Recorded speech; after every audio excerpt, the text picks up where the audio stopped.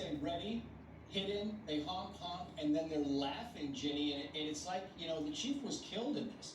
And it's almost like these kids are playing a video game, and you're like, what in the world is so funny? Well, they're clearly detached from reality and have utter lack of empathy, and the psychological warfare that's going on with addictive apps like TikTok and these really vile and violent video games. It's impacting the youth in a really dangerous way. They are not they're not in school. They're dropping out. There's chronic absenteeism, and they've lost their sense of purpose and there's daily structure and stimulation, and they're looking for it in really sick ways. And Cheryl, I want to play this too, because this is the Seattle cashier nearly beaten to death for cigarettes, candy, and a few dollars cash. And she says when the kids were hitting her and she was kind of losing consciousness, she heard them laugh.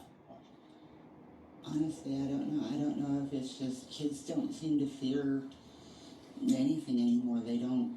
There's like no repercussions for them the way they're used to be. They were laughing. They had no disregard for anything. They don't care anymore. Yeah, it's almost like they don't care. What do you think about that, Cheryl?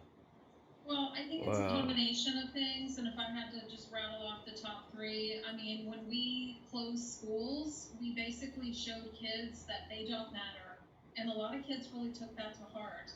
Also, under the Obama administration, they rolled out these restorative justice policies that really tie the hands of administrators and teachers, and they're not punishing kids. So kids are, they're going on Twitter, they're seeing these viral videos, and they're seeing, well, these people got away with it, I'm going to get away with it too. They're planning on fights in school. Right. We saw in Loudoun County, I mean, you can rape someone and still go to school. I mean, we're not having the old standards that we had when I was in school, where if you did something wrong, you were punished, you were suspended, you were expelled. Right. And, we're just not doing that anymore. Yeah, and I don't want to point fingers at your generation, Evita Duffy, because that's not fair. But clearly something is going on here, and I'm wondering if you have any kind of solution or answers to what it is.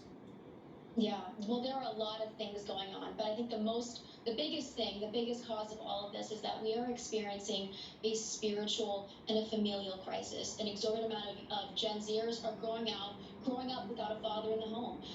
Many of them are irreligious. Gen Z is the most irreligious generation.